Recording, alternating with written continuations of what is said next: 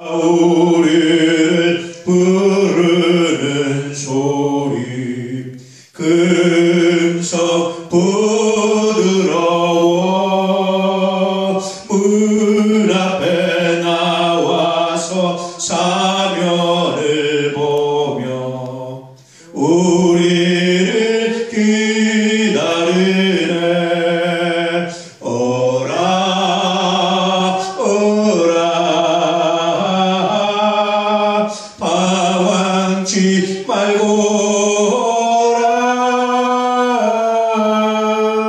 죄 있는 자들아 이리로라. 주 예수 앞에 오라. 간절히 오라고 부르실 때에 우리는 지체하랴. 주님의 은혜를 외아리 받고 모두를 죄하려나. 오라 오라 방황치 말고 오라. 죄 있는 자들아 이리로라. 주 예수 앞에 오라. 세월이 쌀같이 빠르게 지나 쾌락이 끝이 나고 사망의 그늘이 너와 내 앞에 돌리며 가리우네. 오라 오라 방황치 말고 오라. 죄 있는 자들아 이리로라. 주 예수 앞에 오라. 우리를 위하여 예비해 두신 영원한 집이 있어. 죄 많은 세상을 떠나게 될 때 영접해 주시겠네. 오라 오라 방황치 말고 오라. 죄 있는 자들아 이리로라. 주 예수 앞에 오라. 아멘. 하나님의 말씀 보겠습니다. 마태복음 17장 14절 말씀부터 보도록 하겠습니다. 죄송합니다. 9절 말씀부터 보도록 하겠습니다. 17장 9절 말씀. 17장 9절에서 첫 번째 파트로 13절 말씀까지 보고요. 두 번째 파트로 이제 14절 말씀부터 21절 말씀까지 보도록 하겠습니다. 9절 말씀 함께 읽겠습니다. 그들이 산에서 내려올 때에 예수께서 명하여 이르시되 인자가 죽은 자 가운데서 살아나기 전에는 본 것을 아무에게도 이르지 말라 하시니. 아무한테도 말하지 마. 이 말을 몇 번 하셨게요 주님께서? 혹시 아시는 분 있나요? 이제까지 많이 하셨어요. 근데 이게 제일 마지막 말씀입니다. 이 다음에는 그런 말씀 안 하셨는데 아무한테도 말하지 마. 아무한테도 이르지 마. 이런 얘기를 하셨거든요. 5번을 하셨어요. 오늘 마지막 5번째 말씀입니다. 아무한테도 말하지 말아라. 그런데 이전과는 다른 조건이 하나 붙었어요. 그것이 뭐냐면 이전에 그냥 아무한테 말하지 말아라 이렇게 말씀하셨는데 오늘 말씀은 다른 조건인데 어떤 조건이 붙었습니까? 인자가 죽은 자 가운데서 살아나기 전까지는. 이전에는 죽은 자 가운데 살아난다. 사람들이 잘 못 믿어. 이해가 안 되는 거야. 그런데 제자들이 변화산에서 뭘 봤습니까? 모세를 봤어요. 엘리야를 봤어요. 굉장히 놀라운 사건을 경험했습니다. 그래서 이제 굉장히 놀라운 사건을 경험한 제자들에게 주님께서 아무한테도 말하지 마. 단 언제까지? 내가 죽었다가 3일 만에 부활할 때까지는, 부활하기 전까지는 아무한테도 말하지 마. 왜 그러셨을까요? 왜 여러분 주님께서 말하지 말라고 말씀하실까요? 하나님은요 항상 이때 타이밍을 굉장히 중요하게 여기십니다. 하나님의 때를 우리가 보통 카이로스라고 말하는데요. 예컨대 오늘이 2014년 10월 22일입니까? 23일입니까? 예, 23일인가 그러죠? 23일 그렇죠? 여러분 그런데요, 이거는 그냥 성경에서 말하는 때가 아니에요. 이거는 크로노스라는 때인데요. 카이로스는 뭐냐면 이런 일반적인 시간이 아니라 특별히 하나님께서 무르익었다고 생각하여서 하나님께서 역사하시는 때입니다. 이 때에 하나님께서, 하나님은 항상 때를 굉장히 중요시 여기십니다. 그래서 때 이전과 때 이후를 굉장히 중요시 여기는데 항상 그 알맞은 때 하나님께서 역사하시고 함께 하십니다. 그러니까 주님께서 아직 자기 자신의 모습을 다 드러낼 때가 안 됐어요.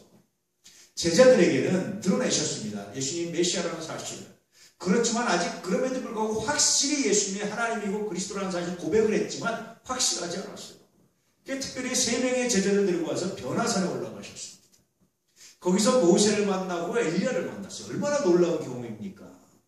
죽었던 자들이잖아요. 엘리야는 물론 죽음을 보지 않고 승천했지만 그런 사람들입니다. 이 세상에 더 이상 없는 사람들이에요. 이들을 만났어요. 이런 경험을 하고 난 다음에 주님께서 다시 확실히 말씀하시기를 인자가 죽었다가 3일 만에 부활하기 전까지는. 이제 이 말이 제자들에게 의미 있게 다가오는 거예요. 그렇구나. 그럴 수 있구나. 라는 의미로 다가오는 거예요. 그런데 한 번 말씀해서 제자들이 들었겠습니까? 못 듣습니다. 그러니까 예수님은요, 어떤 한마디 말씀을 해서 계속해서 반복해서 말씀하시고 가르치시고 보여주시고 증거하시고 그 다음에 다시 확증해 주시고 이런 방법을 계속해서 말씀을 하셨어요.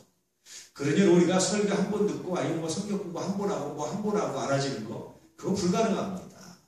성령께서 함께 하셔야 알아지는 거고 첫 번째는. 두 번째는요, 끊임없이 들어야 돼요. 그래서 믿음은 무엇을 합니까? 들으면서 나는 거예요. 들으면 뭘 듣는 겁니까? 주님의 말씀, 그리스도의 말씀을 듣는 거예요. 말씀을 계속해서 끊임없이 들을 때 믿음이 생기는 것이지 말씀을 듣지 않고는 믿음이 안 생겨요. 그러니까 믿음이 생기는 가장 좋은 방법은 뭐예요? 듣는 겁니다.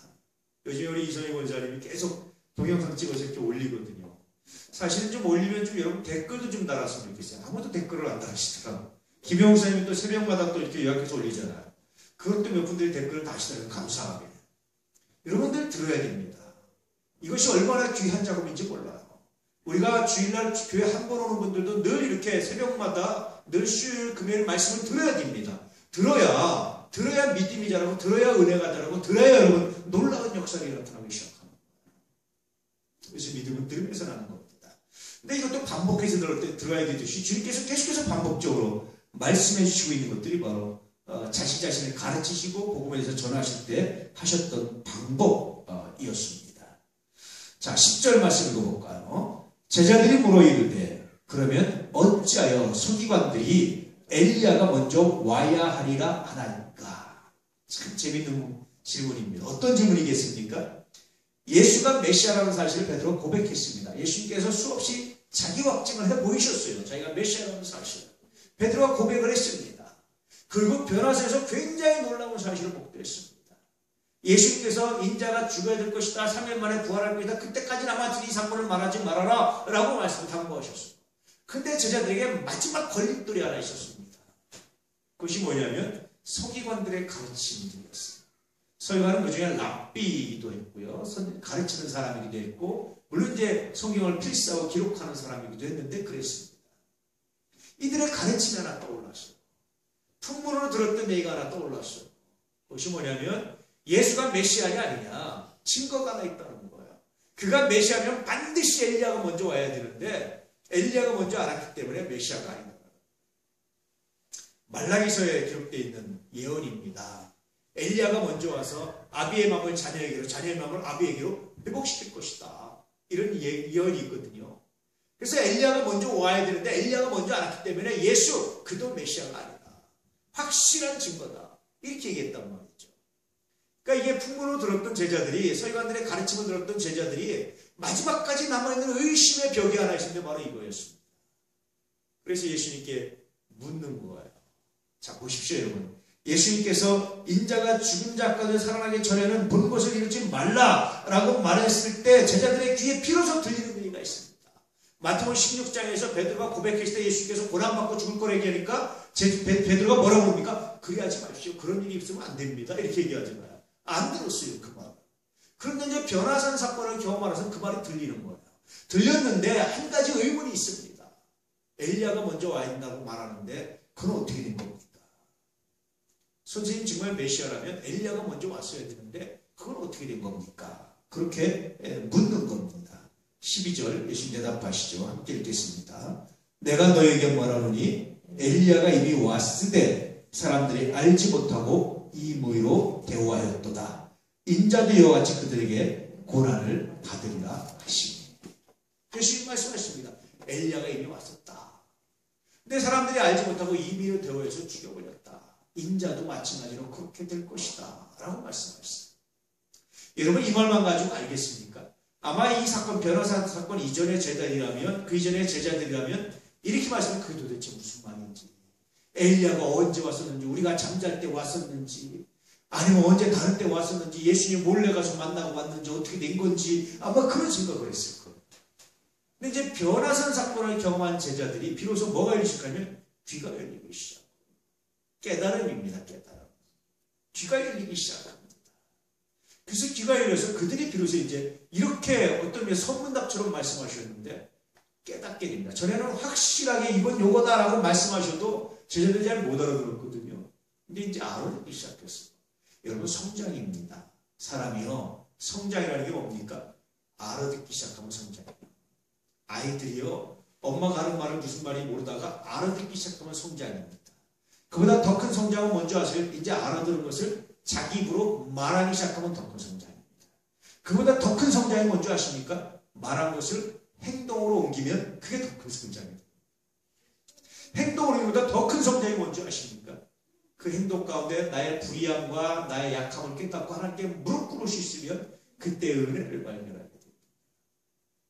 그래서 처음에 이렇게 알아듣는 거예요. 제자들. 나중에 이제 제자들이 성령 받고 나는데 뭐합니까? 말하게 됩니다. 그리고 행동하는 겁니다. 근데 이제는 비로소 제자들이 대략 3년여간의 시간이 대략 흘러가서 비로소 제자들이 귀가 열렸어요. 귀가 열렸어요. 함께 시간을 보내서 비로소 귀가 열려서 이제 알아듣기 시작하는 거예요. 무슨 얘기인지 알아듣기 시작했습니다. 자, 13절 말씀. 그제서야 제자들이 예수께서 말씀하신 것이 세례 요한인 줄 깨달습니다. 그제서야 제자들이 알았어요. 왜냐하면 여러분 엘리야가 유대인들은 뭐냐면 실제로 엘리야가 죽을 보지 않고 승천했기 때문에 실제로 엘리야가 내려올 거라고 생각을 했어요. 근데 제자들이 실제로 변화산에서 뭘 봤습니까? 엘리야를 봤어요. 아 이건 아니겠다. 세 명의 제자들이 봤어요. 엘리야를 봤어요. 엘리야가 왔다가 갔어요. 이건 뭔가 이상하다. 말하는 사실을 깨닫기 시작하는 거예요. 실제로 그러면서 이제 뭐에 집중을, 이 짧은 순간에 뭐에 집중을 하는 거냐면 실제로 엘리야가 아니라 뭘 보는 겁니까? 엘리야의 사역에 대해서 보는 거예요. 여러분 엘리야가 준비된 메시아 먼저 왔던, 메시아 먼저 와서 해야 한 엘리야의 사역이 뭐였습니까? 주의 길을 평탄케 하는 거예요. 주의 길을 평탄케 한다는 건 마치 뭐와 같으냐면요. 몇 번 말씀드렸죠. 옛날에 왕이나 누가 높은 사람이면 뭘 닦습니까? 길 닦잖아요. 지금처럼 아스팔트가 이렇게 도로가 이렇게 포장되어 있지 않는 상태에서 길 닦는데 왕이나 이런 마차가 지나는데 마차가 꿀떡꿀떡하면 어떻게 됩니까? 안 되니까 평탄하게 길을 닦는 거야. 높은 곳은 깎고 낮은 곳은 흙을 메꾸고 평탄하게 길을 닦아서 평탄하게 만드는 거야. 그래서 왕이 지나가는데 왕의 마차가 있는데 꿀떡꿀떡하지 않고 평안하게 지나가도록 길을 닦는 겁니다. 마치 엘리야의 사역이 그랬다는 거예요. 그래서 항상 왕이 지나가면 그런 사람이 항상 먼저 지나가는 거예요. 왕이 지나가기 전에 먼저 와가지고 야 동네 사람들 막 불러모으고 사람들 불러모아서 일을 시키는 겁니다. 길 닦아 해가지고 길 닦고 병사들 들어서 길 닦는 거예요. 왕이 지나갈 때마다. 심지어는 어떤 사람 어떤 나라의 왕들은요 양탄자 같은 거 있죠. 이걸 가지고 몇 개나 계속 앞에 뛰어가서 쫙 깔고 지나가면 다시 걷어가지고 막 뛰어가서 또 깔고 그래서 왕이 맨 땅을 못 밟게 하는 거예요. 뭐 이런 사람도 있었습니다. 예컨대 이런 사람이 주의 길을 예비하는 사람. 주의 첩경을 평탄케 하는 사람, 그런 의미로 들리고 그런 사람들이었습니다. 이런 사람들이었어요. 그러니 여러분, 우리가 주의 길을 듣고 주의 길을 평탄케 하는 그런 의미, 엘리야의 사역의 의미를 이제 비로소 제자들이 알게 되니까 그 역할을 누가 했습니까? 세례요한입니다. 여러분들 말씀드린 세례요한은 그 당시 대제사장 가문의 사람입니다. 그런 세례요한이 대제사장 가문이었던 세례요한이 비로소 뭐 했습니까? 그 당시 굉장히 스타였어요. 스타. 그렇게 호의호식하고 잘 먹고 잘 사셨던 세례요한이 자기 그런 모든 것을 포기하고 약대토를 씹고 메뚜기와 석축을 먹고 살면서 사람들에게 굉장히 많은 감동을 줬어요. 그 감동을 다 모아서 세례요한이 한 일이 뭐였습니까? 예수님을 소개하는 일이었습니다. 나는 그의 신름에도 감당할 수 없습니다. 얼마나 놀랐습니까? 여러분, 이것보다 더 왕의 길을 확실하게 예비한 게 어디 있습니까? 예수님 그냥 손에 딱 나타나가지고 회개하라, 천국에 가까워지라면서 얘기하시면 저거 뭐야? 저거 누구야? 그러잖아요. 그런데 그 당시에 총망받고 유력하고 영향력 있고 사람들이 그동안 예언자가 없고 선지자가 없었는데 비로소 우리가 400년 만에 선지자가 나타났다고 생각하면서 모든 유대들이 다 귀를 열고 쫓고 들고 다 귀를 듣는데, 그래서 모든 사람의 귀를 쫙 관심을 다 모아가지고 딱 모았을 때 절정의 순간에 소리한 얘기 뭐냐면, 내가 소개할 분이 한 분 있습니다. 이 시계만 그러는 겁니다. 내가 메인이 아닙니다. 나는 보조입니다. 진짜 메인은 여기 있습니다 하고 딱 등장을 시키는 거예요. 여러분, 얼마나 멋있습니까? 얼마나 이것보다 더 예수님의 길을, 주의 길을 얼마나 더 평탄케 할 수 있습니까? 얼마나 더 확실하게 할 수 있습니까? 놀랍잖아요. 그렇지 않습니까? 이게 여러분 세례요한의 사역이었어요. 제자들이 전에는 이걸 가르쳐도 모르는 거예요. 그런데 이제 비로소 제자들이 이걸 알기 시작합니다. 듣기가 알기 시작했어요. 실제로 예레미야가 아니라 예레미야의 사역을 한 사람이 생각되는 거고, 예레미야의 사역을 한 사람이 딱 떠오르는 사람이 누구냐면 세례요한이었어요. 비로소 제자들이 변화사 사건을 경험하면서 달라지기 시작하는 겁니다. 우리 아이가 달라졌어요 하는 것처럼 우리 주님의 제자들이 달라졌어요. 언제부터입니까? 변화사 사건부터. 물론 마태복음 16장부터 계속해서 달라지기 시작했지만 변화사부터 달라졌어요. 근데 확실하게 완벽하게 달라졌을까요? 그렇진 않습니다. 사람의 마음으로는 알아요. 생각으로는 알아요. 근데 행동으로 변하는 데까지 굉장히 오래 걸렸습니다. 나중에 예수님이 부활하시고 성령 받고 나서야 비로소 제자들이 확실히 달라서 그들의 입술이, 그들의 삶이 달라지기 시작합니다.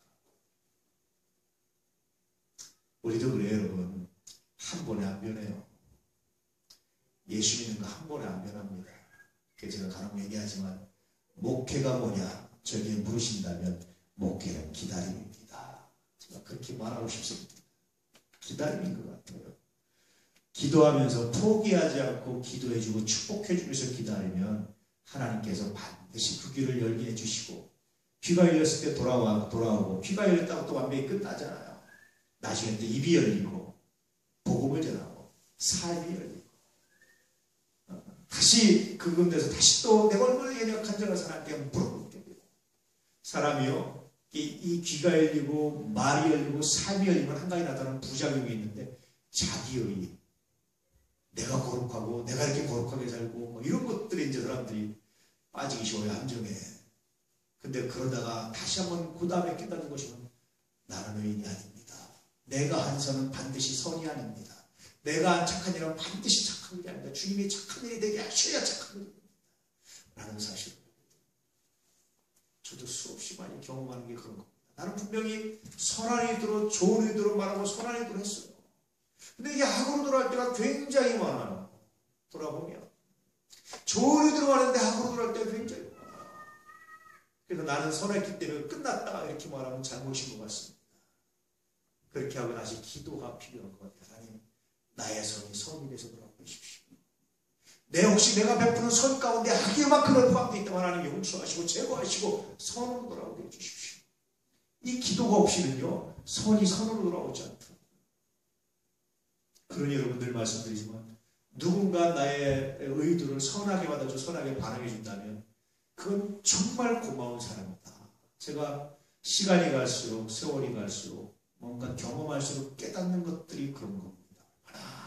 그게 감사한 건지 몰라요. 얼마나 그게 감사한 건지 몰라요. 살면서 결심하고 기도하는 것들이 뭔지 아십니까? 내가 누구를 도와주지 못하도 해를 끼치지 말자. 그런데 가능하면 돕자. 원수라도 정말 마음 아프게 하는 사람이라도 도울 수 있을 기회가 있을 때 돕자. 왜냐하면 내가 하나님을 믿기 때문에, 하나님 말씀에 순종하기 때문에 그런 생각 가지고 살거든요. 그런데 그런 마음들이 왜곡돼서 돌아올 때도 종종 있어요. 그런데 그것을 누가 이렇게 순수하게 받아준다면 그게 얼마나 감사한 건지, 얼마나 은혜인지. 그래서 저는 마지막에는요, 무릎 꿇을 줄 알아야 비로소 진짜 깨달음이 되는 것이 아닐까. 하나님께 진실로 무릎 꿇을 줄 알아야 그것이 내가 아닐까 하는 생각을 하게 됩니다. 제자들 벼라사 사건을 경험한 다음에 비로소 귀가 열린 사건이. 그래서 이제는 세례요한이 엘리야였다는 사실을 알아서 마지막 서기관들에서 들었던 마지막 걸림돌을 넘어서서 이제 지식적으로 확실하게 예수가 그리스도고 예수가 하나님이라는 사실을 인정할 수 있었던 굉장히 중요한 사건입니다. 그런데 누구만 그렇습니까? 아직까지는 3명만.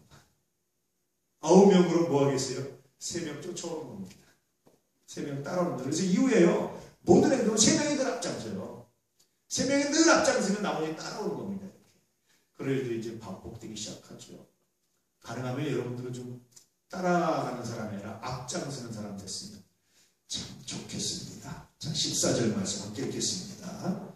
그들이 무리에게 이르매 한 사람이 예수께 와서 꿇어 엎드려 이르되. 14절 말씀입니다. 그들이 이제 다시 내려왔습니다. 산하로 내려온 겁니다. 그러자 한 사람이 예수께 와서 꿇어 엎드려서 말했습니다. 뭐라고 말했을까요? 15절 시작. 주여 내 아들을 불쌍히 여기소서. 그가 간질로 심히 고생하여 자주 불에도 넘어지며 물에도 넘어지는지라. 제가 실제로 예전에 목회하면서 이렇게 간질로 고생하는 청년을 하나 봤어요. 마음 아픈지 몰라요. 여러분 정말 마음 아픕니다. 물론 그 청년이 이제 뇌에 어떤 문제가 있어서 나중에 뇌 수술을 받고 이렇게 치료됐다는 소식을 제가 들은 것 같은데요. 근데 이 간질이라는 것이 당시에는 사람이 고칠 수 있을 만하지 않아요. 뇌 수술을 할 수 있는 게 아니었잖아요. 거기다가 간질 증세가 나타났는데 가만히 보면 이것은 간질 증세가 아니라 사단, 귀신이 들린 증세. 그러니까 귀신이 들린 것과 간질 증세가 유사합니다. 그래서 우리가 간질 증세를, 의학적인 문제를 귀신의 문제로 착각하는 일들이 굉장히 많아요. 근데 여러분, 이 의학적인 귀신, 간질의 문제와 귀신 들린 문제는 다른 문제입니다. 이해되시죠? 이걸 잘 구분하는 것이 굉장히 중요합니다. 그런데 이 아이는 물론 간질의 증세가 있었지만 분명히 보면 이것은 의학적인 간질의 증세가 아니라 귀신 들림의 증세였습니다. 그래서 이 아이가 어디로 넘어집니까? 불에도 넘어지며 물에도 넘어지는지라. 그냥 가다가 불 옆에서 아무 데도 넘어지고 이러는 것이 아니라 간질이 이렇게 발작이 되면요, 갑자기 사람이 이렇게 넘어지면서 이렇게 입에 거품을 물고 이러거든요. 제가 몇 번을 와서. 그래서 혹시 그 청년이 그럴 때 제가 다른 청년 못 보게 이렇게 감추고 다른 데 가게 하고 이렇게 깎여갖고 이렇게 있거나 이렇게 있거든요. 한 뭐 잠깐 5분 정도 있으면 침을 잔뜩 흘리죠. 이렇게. 그렇게 있으면 다시 정신이 돌아와요. 근데 이 사람은 뭐냐면, 이 간질로 알았던 사람은 뭐냐면 귀신의 현상이니까. 귀신은 여러분 뭐하냐면 자해를 합니다. 자해. 귀신 들리면요, 그 특징 중에 하나가 자해를 잘해요. 그러니까 불 속에 물수가 막 들어서 자해를 하는 거죠. 그래서 이건 귀신 들림의 현상이었다라는 겁니다. 간질처럼 보였지만. 그래서 그렇게 이제 귀신 들린 아이를 주님께 데리고 왔습니다. 그러면서 주님의 제자들이 어떻게 했는지를 이제 말하기 시작하죠. 16절. 내가 주의 제자들에게 데리고 왔으나 능히 고치지 못하더이다. 내가 주님의 제자들, 나머지 9명이 산 밑에서 기다리고 있었는데 내가 주님의 제자들에게 데리고 왔는데 이들이 능히 못 고쳤습니다. 뭔가 좀 비난하고 뭔가 좀 이르는 것처럼, 고발하는 것처럼 그런 뉘앙스죠. 그렇죠? 근데 제자들이, 그러면 9명의 제자들이 왜 이걸 고치려고 시도를 했을까요? 제자들이 어떤 경험이 있었습니까? 예수님께서 2명씩 짝져서 파송하면서 권세를 주셨죠. 귀신도 내쫓고 병도 낫게 하시고 기적을 행하게 하는 권세를 주셨어요. 해봤단 말이에요. 과거에 해봤기 때문에 이번은 되겠지 하고 했는데 안 되는 거예요. 여러분, 신앙에 굉장히 중요한 착각이 있습니다. 내가 전에 그러니까 지금도 되겠지, 안 되는 거예요. 늘 우리는 신앙의 사건에는 늘 매 순간 새로운 사건입니다. 매 순간 새로운 믿음을 가지고 고백하고 하나님께 믿음으로 나가야 되는 것이지 과거의 생각 습관적으로 되겠지 하면 안 되는 거예요. 어떤 사람은 은사도 학습으로 배우려고 하는 사람이 있습니다. 여러분 그런 거 좀 문제입니다. 과거에 이렇게 했으니까 지금도 되겠지 이거 안 되는 거예요. 제자들이 여기서 실패를 합니다. 이 사람이 이렇게 예수님께 그렇게 이르죠. 그러니까 예수님께서 17절에 이런 말씀을 하셨습니다. 함께 예수께서 대답하여 이르시되 믿음이 없고 패역한 세대여 내가 얼마나 너희와 함께 있으며 얼마나 너희에게 참으리요 그를 이리로 데려오라 하시니라. 재밌잖아요. 이 사람은 누구로 일렀습니까? 예수님께 제자들을 고발해서 고자질했어요. 예수님 당신의 제자들이 못 고쳤습니다. 이거 어떻게 된 겁니까? 이런 고자질을 했어요. 근데 예수님은 누굴 야단쳤습니까? 이 사람과 함께 여기 모여있던 사람들 야단칩니다. 다른 사람들. 뭐라고 야단쳤습니까? 믿음이 없고 패역한 세대요. 굉장히 재미있는 말씀이에요. 믿음이 없고 패역한 세대요. 다시 말하면 뒤에도 나오지만 여러분 내가 얼마나 여러분에게 많은 기적을 보여 얼마나 많은 걸 보여줬습니까? 그런데 지금 당장 와서 9명의 제자들이 물론 못 고쳤지만 그러나 이들이 못했다고 해서 여러분 그렇게 믿음 없이 이렇게 고자질하고 마치 안 되는 것처럼 이렇게 말하는 거 그건 잘못입니다 라는 뜻입니다. 마치 능력이 없는 것처럼 마치 하나님이 안 하시는 것처럼 마치 이들이 아무것도 못하는 것처럼 착각하는 것은 굉장히 잘못입니다. 그런 야단을요 그 고자질을 그 사람들한테 지치는 겁니다. 그러면서 얼마나 너희와 함께 있으면 얼마나 너에게 처물이요. 다시 말하면 내가 얼마나 더 많은 증거를 보여줘야 믿겠느냐. 그래서 이 아이가 고침받지 못한 것을 이 사람들은 누구의 탓으로 자기는 아무것도 안 해도 나는 그냥 아무것도 안 해도 마치 마술행하처럼 그가 그냥 제자들만 다 하면 되는 거라고 생각해서 갖다 맡겼는데 못했습니다. 그렇게 말했단 말이에요. 그런데 예수님께서는 그들에게도 책망하실 때 뭘 책망하십니까? 믿음이 없다. 그러면 여러분 믿음이라는 건 뭡니까?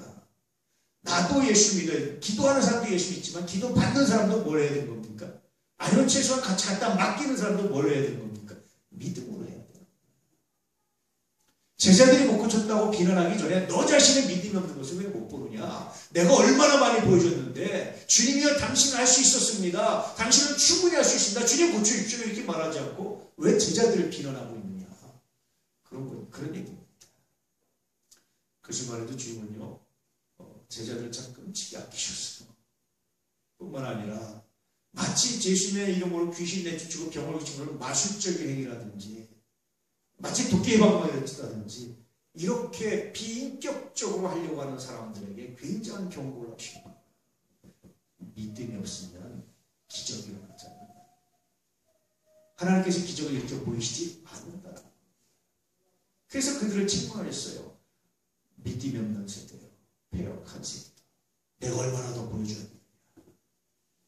여러분 목사도 믿음으로 해야 되지만 여러분도 믿음으로 기도 받으셔야 됩니다. 그래야 역사가 나타납니다. 목사도 믿음으로 여러분 가정에서 축복하지만 여러분도 그걸 믿음으로 받으셔야 하나님의 역사가 나타나는 겁니다. 누구를? 예수를. 그래서 여러분 신앙의 기적이나 신앙의 기도는 도끼의 방망이가 신앙의 기적이나 신앙의 역사는 그냥 그렇게 비인격적으로 그냥 기적만 중시하는 게 아니에요. 그것은 뭐냐면 인격적인 믿음의 관계예요. 믿음의 소통이고 믿음의 은혜입니다. 사람의 관계가 비인격적인 관계는 뭐예요? 회사에서 일하는데 너 일했으니까 그래 돈 일한 만큼 돈 가져가. 이건 여러분 비인격적이잖아요. 이건 정말 회사가 뭡니까? 그냥 돈 주고 받는 것밖에 안 되죠. 내가 몸으로 봉사하고 돈 받는 것밖에 안 되잖아요. 인격적 관계는 어떤 겁니까? 왜 일합니까? 내가 사랑하기 때문에. 그래서 일해서 내가 결과적으로 월급도 받지만 그런 월급보다 중요한 게 내가 이 일을 사랑하고 내가 회사를 사랑하고 내가 사장을 사랑하고 내가 내 부하를 사랑합니다라는 인격적 관계가 서로 신뢰의 관계가 될 때 진짜 관계가 된다. 세상은 그러지 않는데요. 예수는 하나님은 그런 관계를 맺고 원하십니다. 단순히 기적을 보여주는 게 목적이 아니죠. 늘 말씀드렸죠. 우리에게 믿음을 요구하시는 것은 단순히 믿음을 강요하시는 것이 아니라 인격적 관계를 맺기 원하십니다. 인격적 믿음을 맺기 원하십니다. 그래서 예수님께서 다시는 책망하시는 거야. 너희는 마치 귀신 내쫓고 병 놓치는 것은 그냥 능력만 행하고 와서 그냥 능력만 받아가려고 했지, 능력만 해 그냥 병만 고치려고 했지, 그분이 누군지, 왜 그분이 병을 고쳐주시는지, 어떻게 병을 고쳐주시는지 왜 관심 갖지 않니? 왜 우리는 모른 척한 게 폐역하고 악한 세대야. 지금 이 나쁜 놈들아. 그렇지. 혹시 여러분 현대 많은 크리스천들도 그런 일들을 굉장히 많이 봐요. 기도받으러 다니면서 인격적 하나님을 고백하지 않고 능력만, 예언만, 어떤 것만 들으려고 하는 일들은 너무나 많이 봐요. 여러분, 그것은 여전히 예수님께 이 폐역한 세대, 악한 세대라고 책망들을 수밖에 없는 현실입니다. 우리는 그런 기적보다 더 중요한 게 뭡니까? 내가 예수를 믿습니다. 하나님이 나를 사랑하시고 내가 하나님을 사랑한다는 사실을 하나님께 인정받기 원합니다. 주님이 나의 왕이라는 사실을 내가 믿습니다. 내가 그래서 그리하지 않을지라도 내가 주님 믿습니다. 그런데 주님이 이왕이면 해주셨으면 좋겠습니다. 고쳐주셨으면 좋겠습니다. 이것이 우리들이 가져야 될 인격적 믿음이었다라는 겁니다. 자, 18절 말씀 함께 읽겠습니다. 이에 예수께서 꾸짖으시니 귀신이 나가고 아이가 그때부터 나으니라. 이때 예수께서 꾸짖으셨으면 누굴 꾸짖은 겁니까? 이때는 귀신 꾸짖으신 거예요. 귀신아, 그 아이에서 나가라. 더 이상 괴롭히지 말라 라고 꾸짖으셨어요. 그냥 고쳐줄 수도 있잖아요. 그런데 굳이 이렇게 책망하시고 고쳐주신 것은 그들에게 정말 다시 말씀드리면 귀신 내쫓는 게 주님의 진짜 목적이 아니고 그것이 중요한 일이 아니고 그들과 인격적 관계를 갖는 것이, 큰 믿음의 관계를 갖는 것이 주님이 더 중요하게 여기셨기 때문에 이런 책망을 하시고 부득불 이렇게 하셨다라는 겁니다. 자, 19절 말씀 함께 읽겠습니다. 이때 제자들이 조용히 예수께 나와 이르되 우리는 어찌하여 쫓아내지 못하였나이까. 이때 제자들이 조용히 나왔다는 얘기는요, 원어적으로 보면은 개인적으로 와서 쫙 물었다. 왜 그렇습니까? 왜 사람들이 안 물었습니까? 예수께서 이 폐역한 세대, 약한 세대여, 내가 언제까지 너에게 참으리, 언제까지 내가 보여줘야 되느냐 책망하시는데 거기서 나가서 주님 우리는 왜 안 됐습니까? 이렇게 말 못하잖아요. 창피하기도 하고 부끄럽기도 하고. 나중에 사람들 다 떠난 다음에 조용히 개인적으로 와서 9명이 아마 돌아가면서 한 사람씩 왔는지 아니면 우리는 왜 그렇지? 우리 진짜 폐역한 거냐? 우리 믿음이 없냐? 아마 이렇게 많이 자책했을 겁니다. 혹시 우리 보고 하신 말씀은 아니야? 뭐 이렇게 자책했고 그래서 아마 2~3명씩 짝재서 왔는지 아니면 9명이 몰려가지고 무릎 꿇고 주님을 불렀는지 어떻는지 모르지만 조용히라는 말의 의미는 개인적으로 와서 말하듯이 그냥 조용히 와서 몰래 와서 그런 뜻입니다. 그렇게 와가지고 물었습니다. 어째 쫓아내지 못했습니까? 그러자 예수님께서 20절 말씀 이르시되 너희 믿음이 작은 까닭이니라. 여기까지 한 거죠. 예수님께서 말씀하신 한마디로 너희 믿음이 작아서, 믿음이 없어서라고 말씀하지 않으셨죠. 믿음이 작아서, 다른 말로 하면 온전히 믿지 못해서, 또 다른 말로 하면 주님과 완전한 인격적 관계를 맺지 못해서, 그런 뜻입니다. 너희 믿음이 작아서, 너희가 믿긴 믿는데 이렇게 귀신을 내쫓을 만큼만의 믿음이 없어서, 주님을 그만큼 신뢰하지 않아서. 여러분, 사람이 늘 말씀드리자면 믿음은 다 다르다고 그랬죠. 그렇죠? 사람 믿음은 다 달라요. 어떤 사람은 요만 10을 믿는, 어떤 사람은 20, 어떤 사람은 30, 어떤 사람은 100을 믿는 사람이 있어요. 완전하게 믿는 사람은 여러분 없을 거예요. 있습니까? 완벽하게 믿는 사람이 있습니까? 그건 아마 제가 보기 없을 것 같아요. 내가 그 사람이 무슨 작은 어떤 일을 해도 나는 그 사람 믿습니다. 그런 사람이 있습니까? 아마 별로 없을 것 같습니다. 만약에 그런 사람이 있다면 굉장한 복입니다, 사실. 믿음은 다 달라요. 마찬가지로 하나님께 대한 믿음도 다 다릅니다. 아마 수치로 계산해 보면은요, 천차만별이죠. 다 달라요, 이렇게. 그러나 0이 아니고 1도 분명히 뭡니까? 믿음이 있는 거죠. 0.1도 뭡니까? 믿음이 있는 겁니다. 믿음이 작기 때문에 아주 조금 있기 때문에. 그래서 기적이 나타나지 않았다. 하나님을 그만큼 신뢰함이 너무 낮았기 때문에 기적이 나타나지 않았다. 어떤 사람은 겨우 자기 믿음 지키는 믿음이 있는 사람이 있어요. 어떤 사람은 자기 믿음 지키고 그래서 몇 사람 끌고 가려고 하는 믿음이 있어요. 어떤 사람은 자기 믿음 지키고 몇 사람이 여러 사람 끌고 가는 믿음이 있어요. 어떤 사람은 자기 믿음 지키고 더 많은 무리를 끌고 갈 수 있는 믿음이 있는 사람이 있어요. 여러 사람을 끌고 간다는 건 뭔지 아세요? 그 사람의 실족한, 그 사람의 반발, 그 사람이 이상하게 하면 여러 난이 꽂기는 뭐 막 그냥 덮고 넘어가는 게 끝봐. 그래 너 말아서 해. 네 멋대로 해. 난 너 몰라 이제. 여러분 이거는 그걸 끌 능력이 안 되는 거예요. 그래서 믿음은 다. 그런데요. 그 뒤에 더 재밌는 말씀이 있습니다. 그 뒤를 볼까요? 진실로 너에게 이르노니 만일 너에게 믿음이 겨자씨 하나만큼만 있어. 여기까지. 재밌어요. 너의 믿음이 작은 까닭이다. 근데 내가 진실로 내가 진짜로 너희한테 내가 말을 하나 해주겠는데 너에게 믿음이 겨자씨 하나만큼만 있으며 그러면 이 제자들의 믿음은 겨자씨 하나만큼이 됐다는 거야? 안 됐다는 거예요? 눈에 안 보이는 거예요? 믿음이 있긴 있는데 이렇게 현미경 가지고 같이만 조금 뭐 이렇게 끄적끄적하는 뭐 믿음이 있는 것처럼 안 보이는 거예요. 근데 겨자씨라는 것은요, 그 당시 씨 중에 가장 작은 씨가 겨자씨였어요. 제가 이스라엘 가서 여러분한테 선물해드려 겨자씨 살려고 그러는데 안 팔더라고요. 그거 반출 안 됩니다. 안 팝니다. 그래서 아니 그러면 내가 예전에 어떤 분한테 봤던 겨자씨는 뭐예요? 그랬더니 담배씨입니다. 그러더라고요. 그 제가 못 사가서 사실은 하나씩 사다 드리려고 했는데 씨 중에 가장 작은 씨. 예수님이 겨자씨만한 믿음. 그러니까 씨 중에 가장 작은 씨보다 제자들의 믿음이 더 있었다는 거 없었다는 겁니까? 더 없었다. 믿음이 있는 것 같은데 있는 듯 없는 듯 없었다는 겁니다. 그래서 이런 기적이 나타나지 않았다. 결국 제자들은요, 사람들은 어떤 능력을 사람에서 찾죠. 야, 그 사람 참 능력 있어. 야, 그 사람 참 대단해. 이렇게 얘기하잖아요. 그러니까 결국 이 아이의 부모도 제자들 보고 야, 그 사람들이 뭔가 능력이 있대로 사람을 제대로 보는 거야. 예수님께서 다시 입을 펴서 말씀하시는 것은 사람이 아니라 뭡니까? 믿음이다. 누구를? 이게 믿음. 이게 우리가 믿어야 될 믿음의 내용 중에 하나다라는 겁니다. 자, 그 다음 어떻게 드릴까요? 이사를 명하여 여기서 저기로 옮겨지라면 옮겨질 것이요. 만약에 겨자씨만한 믿음에서도 얼마나 큰 기적이 나타나는지 이사를 들어서 이쪽으로 옮겨지라도 옮겨질 것이다. 여러분 겨자씨만한 믿음만 있으면 옮겨져! 그럼 옮겨진다는 거예요. 어떻게 할까요, 여러분? 제가 보기에 이렇게 믿음이 있으면요, 이 믿음을 함부로 사용하지는 않을 것 같아요. 정말 중요한 일이 있을 때 중요한 일들 가운데 이 믿음을 사용하지 않을까. 겨자씨만한 믿음만 있을 때 이런 기적이 나타나는데 너희는 이만한 믿음이 없어서 귀신을 내주지 못했다라는 책망이기도 합니다.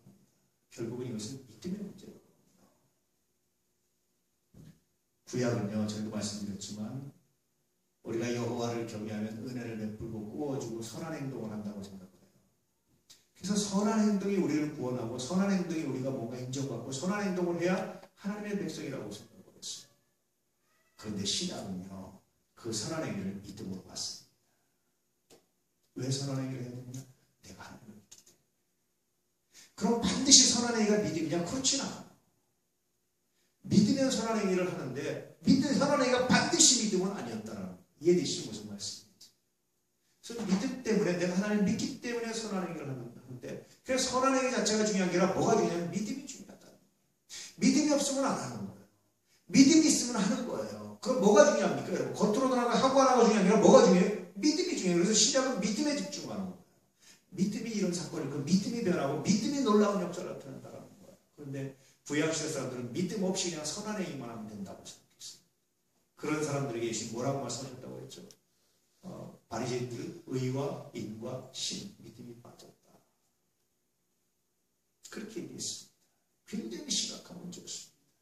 나중에 율법주의를 넣었던 것도 마찬가지예요. 율법을 지키면 구원받는다. 말했어요.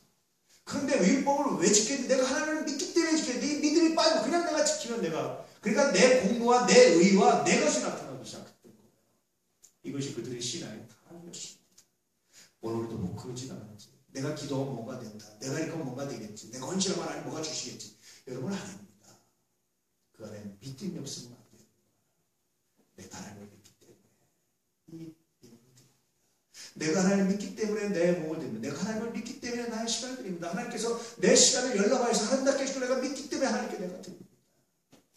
나의 방법에는 하나님의 방법을 가지고 내가 믿기 때문에 내 물질도 내 시간도 내 마음도 나의 정열도 하나님께 드립니다. 여러분 믿음이 없이는 아무것도 일어나지 않아요. 하나님께 연락되지 않습니다. 겉으로 내가 뭘 했다고 해서 여러분 다들 게 바리새인처럼 했는데 믿음이 없이 할 때가 굉장히 많아요. 그래서 제가 늘 강조하는 게 있죠. 예수 안 믿어도 다 할 수 있습니다. 내 몸을 불사를 내고 다 할 수 있어요. 사람 없이도 다 할 수 있다니까요. 다 할 수 있어요.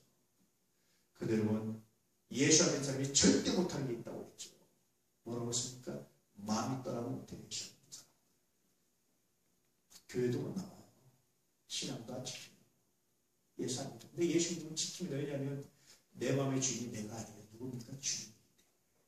내가 그 행위 때문에 아니라 내가 어떤 사건이 아니라 내가 주님을 믿기 때문에 여러분 이게 믿음입니다. 그래서 예수 믿었던 때 마음대로 못하고 마음대로 못하고 그냥 원수가 풀인데 못 가고 한번 하고 싶은데 못하고 그런 답답함이 있죠. 그런데요 돌아보면 그것이 얼마나 은혜인지 얼마나 감사한지 예수 믿는 겁니다. 그래서 그 뒤에 또 말씀하시기를 함께 읽겠습니다. 또 너희가 못할 것이 없으리라. 불가능한 것이 없다. 죽은 자도 살리게 될 것이다. 이후에 제자들은 실제로 죽은 자도 살립니다. 앉은 베개도 고칩니다. 그래서 이 사건을 통해서 제자들은 기적의 원인이 뭔지를 알았어요. 내가 능력이 있어서 기적을 해서 하는 것은 나는 이제 됐다. 나는 뭔가 이제 능력이 다 된다라고 생각하는 것이 아니라 매 순간 하나님께 묻고 하나님을 고백하고 하나님의 이 시간 하나님이 함께 하시면 능치 못하려고 내가 믿습니다. 내가 하나님을 믿습니다. 고백할 때마다 하나님 기적을 베푸십니다. 그렇기 때문에 베드로가 기적을 베풀어서 사람들이 할렐루야 하나님을 찬양하게 됩니다. 이게 여러분 은혜입니다. 이게 감사합니다. 목회하면서 빠지기 쉬운 함정이 바로 이런 것들입니다. 내가 뭐 하면 되는 거죠. 착각할 때가 있어요. 그때마다 다시 힘으로 부는 겁니다. 다시 처음부터 다시 시작합니다. 하나님이 하시지 않아요. 하나님이 하시지 않아요. 내 지식이나 내 지혜나 내 판단이나 내 어떤 것이 사건을 일으키는 것이 아니라 그것이 결론을 만드는 것이 아니라 하나님의 은혜가 만듭니다. 단지 나는 도구에 불과한데 하나님께서 도구를 쓰시면 되는 거가 아니면 안 되는 겁니다. 그래서 오늘도 이제 하나님 당신의 도구가 되기 원합니다. 당신의 지팡이가 되기 원합니다. 지팡이는 목동들에게 굉장히 중요한 도구입니다. 끝에는 휘어져가지고 양이 다른 길로 가면 그걸 목을 탁 쳐가지고 발기로 이쪽은 빼쪽해서 다른 늑대를 창으로 찔러서 하는 굉장히 좋은 지팡이. 그다음에 또 자기 또 짚기도 하고 굉장히 다목적이에요. 지팡이. 하나님의 지팡이가 되면 오늘도 내가 족합니다. 여러분 우리들의 고백이어야 돼요. 그게 우리들의 신앙이어야 됩니다. 할렐루야. 이렇게 여러분 믿음을 지키면서 믿음으로 승리하시기를 주의 이름으로 축복합니다. 제자들은 이 교훈을 통해서 정말 중요한 사실을 알았어요. 그것은 능력 자체가 아니라 믿음이라는 사실. 어떤 기적 자체가 아니라 예수와의 인격적 만남이 중요하다는 사실. 그 만남이 우리를 변하시고 그 만남이 변하시고 그 만남이 기적을 일으키고 그 만남이 놀라운 역사를 일으킨다는 사실. 그 만남은 한순간도 소홀히 할 수 없다는 사실. 매 순간 매일같이 그 만남을 유지하고 그 만남을 간직해야 한다는 사실. 제자들이 이 사건에서 비로소 정확하게 깨닫고 알아가기 시작했습니다. 우리 사랑하는 이 아내 가족들도 이렇게 믿음으로 내가 날마다 주님을 고백하고 날마다 주님께 나오는 이 믿음으로 나갈 수 있게 주의 이름으로 축복합니다. 내가 기도했어 1년 전에. 그리고 여러분 끝나는 게 아니라 날마다 하나님께 물고 시간마다 물고 하나님께 기도할 수 있습니다. 어제까지 함께 하시는 오늘도 나와 함께 하시는 믿습니다. 내가 주를 오늘도 고백합니다. 내가 주님과 오늘도 인격적 관계를 가지고 살아요. 관계가 끊어지지 않는 은혜가 있기 원합니다. 이게 여러분 얼마나 놀라운지 몰라요. 관계가 끊어지지 않는다는 것은요. 먼저 하나님께서 우리에게 매주신 관계입니다. 근데 두 번째 미래인데 교제예요. 교제가 끊어지면요. 관계가 유지되는 것이 굉장히 어렵습니다. 부모자식 간에 이렇게 혈통적 관계는 있죠. 근데 교제가 끊어져 보세요. 부모자식 간에. 나보다 못한 거예요. 오늘 뉴스 보니까 어떤 아들이 자기 어머니 노인을 때려가지고 법정 구속인가 못했죠. 이게 왜 그렇습니까? 교제가 단절됐어요. 하나의 교제가 살아있어야 되어서 살아있는 시간, 살아있는 역사가 필요합니다. 이 은혜가 있는 여기 은총이 우리 모두에게 임하기를 주의 이름으로 축복합니다. 할렐루야. 기도하겠습니다. 할렐루야. 아버지 하나님 감사합니다.